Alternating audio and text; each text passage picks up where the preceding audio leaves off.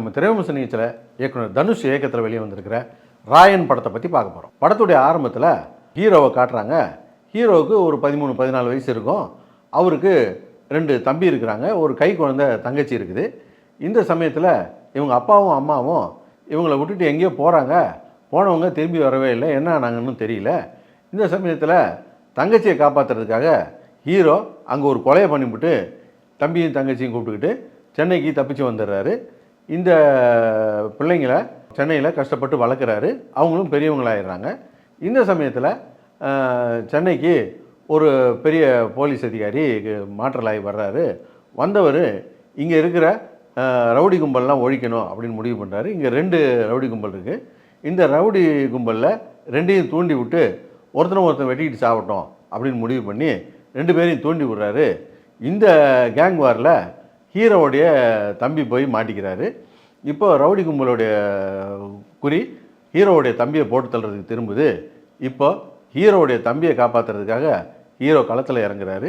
அதுக்கப்புறம் என்னாச்சு அப்படிங்கிறது தான் இந்த படத்துடைய கதை. படத்துடைய ஃபர்ஸ்ட் ஹாஃபை பொறுத்த வரைக்கும் ஹீரோ 3 தம்பி தங்கச்சியும் கூப்பிட்டுக்கிட்டு ஊர்லேருந்து எதனால் கிளம்பி வந்தார், எப்படி இங்கே வந்து பிழைக்க ஆரம்பித்தார், பிழைச்சி அந்த பசங்களாம் பெரியவங்களாகி என்ன பண்ணிக்கிட்டு இருக்காங்க.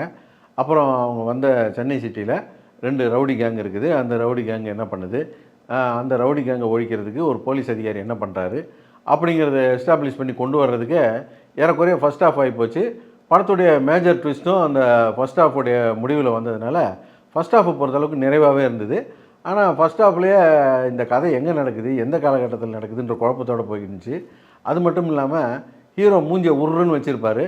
ஏன் அவர் உருன்னு வச்சுருக்காரு அப்படின்னு கேட்டால், அவர் தம்பி தங்கச்சியை படிக்க வச்சு வளர்க்குறதுக்கே அவர் கஷ்டப்பட்டு போயிட்டார், அதனால் இப்படி தான் உருன்னு இருப்பாருன்றாங்க. அது ஏன்னு தெரியல. இருந்தாலும் தனுஷ் நல்லா தான் நடிச்சிருந்தார். ஃபஸ்ட் ஹாஃபை பொறுத்தளவுக்கு ஓகே ரகமாகவே இருந்தது. செகண்ட் ஹாஃபை பொறுத்தளவுக்கு படம் எந்த ஒரு நோக்கமும் இல்லாமல் அது இஷ்டத்துக்கு ஓடிக்கிட்டு இருந்துச்சு. அதுக்கு முக்கியமான காரணம், நேரடியாக இந்த படத்தில் ஒரு வில்லனை காட்டவே இல்லை. நேரடி வில்லன் எஸ்ஜே சூர்யாவை சொன்னாலும் எஸ்ஜே சூர்யா தான் வில்லனா, அல்லது ஹீரோ கூட இருக்கவங்களே வில்லனுங்களா, அல்லது அந்த போலீஸ் அதிகாரி வில்லனா அப்படிங்கிறது பெரிய குழப்பமாக போயிடுச்சு. படம் பாட்டுக்கு தறிகட்டு ஓடிச்சு அப்படிங்கிறதுக்கு பதிலாக படம் தறிகட்டு மெதுவாக நவுந்து போய்கிட்டு இருந்துச்சு. படம் எப்படா முடியுன்ற மாதிரி ஆகிப்போச்சு. படத்துக்கு ராயன்னு வச்சதுக்கு பதிலாக கோவிந்தன்னு வச்சுருக்கலாம். ஏன்னா படத்தில் ஒரு ஹீரோ பழி வாங்குறேன்னு சொல்லிட்டு கையில் ஒரு குத்தூசி வச்சுருக்காரு. அதை வச்சுக்கிட்டு 1,00,000 பேரை கொள்கிறாரு. படத்துக்கு குத்தூசி கோவிந்தன் அப்படின்னு பேர் வச்சுருக்கலாம்ல, அதுக்காக பயன்பட்டுருக்கும். டைட்டில் ஒரு ரைமிக்காக இருந்திருக்கும். ராயன் வச்சதுனால ஒரு பெரிய புண்ணியம் இல்லை. படத்தில் மேஜர் ட்விஸ்ட் அப்படின்னு சொல்லிட்டு ஒரு சீனில் பார்த்தா ஹீரோவை 2 பேர் குத்தி போடுவாங்க. அதை ஒரு மேஜர் ட்விஸ்ட்டுன்னு வச்சுருக்காங்க. அப்போ அவர் ஹீரோ சரிஞ்சு படுத்தவர் தான். படம் முடிச்சு கூட சேர்ந்து படுத்துறது. அதுக்கப்புறம் எந்திரிக்கவே இல்லை. படம் முடிகிறதுக்கு கொஞ்சம் முன்னால் ஒரு குரூப் டான்ஸ் வச்சுருக்காங்க. அதை குரூப் டான்ஸ்லாம் சொல்ல முடியாது, அது க்ரௌட் டான்ஸ்னு வேணால் சொல்லலாம். பெரிய கூட்டத்தை வச்சுக்கிட்டு அது ஒரு டான்ஸ் ஆடுறாங்க. அந்த டான்ஸ் எல்லாம் படு அபத்தமாக இருந்துச்சு. அதில் வந்து ஒரு பொண்ணை ரேப் பண்ணிடுறாங்க. அந்த பொண்ணு வந்து அவ்வளோ சந்தோஷமாக ஆடுது. ரேப் பண்ணதை கொண்டாடுதா என்னன்னு தெரியல. ரொம்ப அபத்தமாக இருந்துச்சு அந்த பாட்டு. இந்த படத்தை பற்றி படத்தோடைய இயக்குனர்கிட்ட போயிட்டு இந்த படத்து மூலமாக என்ன சொல்ல வர்றீங்க அப்படின்னு கேட்டால் நிச்சயமாக அவர்கிட்ட பதிலே இருக்காது. ஏன்னா படம் என்ன சொல்ல வருதுன்னு யாருக்குமே புரியல. ஒரு படம் ஹாப்பி எண்டிங் இருக்கலாம், அல்லது ட்ராஜடியான எண்டிங் இருக்கலாம். அதில் நமக்கு ஏதோ ஒரு தீர்வை சொல்லி அனுப்பணும் படம். அப்படிலாம் இல்லாமல் படம் என்ன தான் சொல்ல வருதுன்னே தெரியல. படத்தில் வர்ற முக்கால்வாசி பேர் செத்து போயிடுறான். படத்தில் ஹீரோவுக்கு நிம்மதியாக இல்லை, ஹீரோயின் நிம்மதியாக இல்லை, வில்லன் எவனுமே நிம்மதியாக இல்லை. படத்தில் வர்ற பிரச்சனையெல்லாம் உருவாக்குற அந்த போலீஸ் அதிகாரியும் நிம்மதியாக இல்லை. அவர் நினச்சது நடக்கலை. படம் பார்த்தா நம்மளும் நிம்மதியாக இல்லை. இப்படி படம் முழுக்க அவலமாக இருந்தால் எப்படி தான் இந்த படத்தை ரசிக்கிறது? இதே மாதிரி தான் சுப்பிரமணியபுரம்னு ஒரு படம். அந்த படத்தில் பார்த்திங்கன்னா படத்தில் வர்ற முக்கியமான எல்லா கேரக்டருமே இறந்து போயிடும். எல்லாருமே ஒரு நம்பிக்கை துரோகம் பண்ணிவிடுவாங்க, விலை போயிடுவாங்க.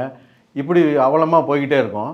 கிளைமேக்ஸில் எல்லாரும் அப்படி போயிட மாட்டான். ஒரு சிலர் வந்து நேர்மையாக இருப்பான், நட்புக்காக உயிரை கொடுப்பான் அப்படின்ற மாதிரி அந்த தப்பை பூரா பண்ணவொன்னே ஒருத்தன் வந்து கடைசியாக கொலை பண்ணுவான்.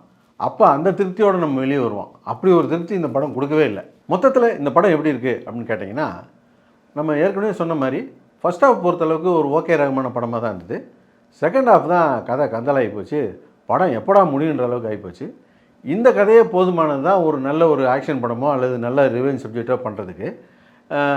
சரியான ரைட்டிங் இல்லாதனால இந்த படம் 2 கட்டம் படமாக போயிடுச்சு. Brought to you by Purvika Appliances, TradeBots, Vasco da Gama, GT Holidays and DeMonte Colony.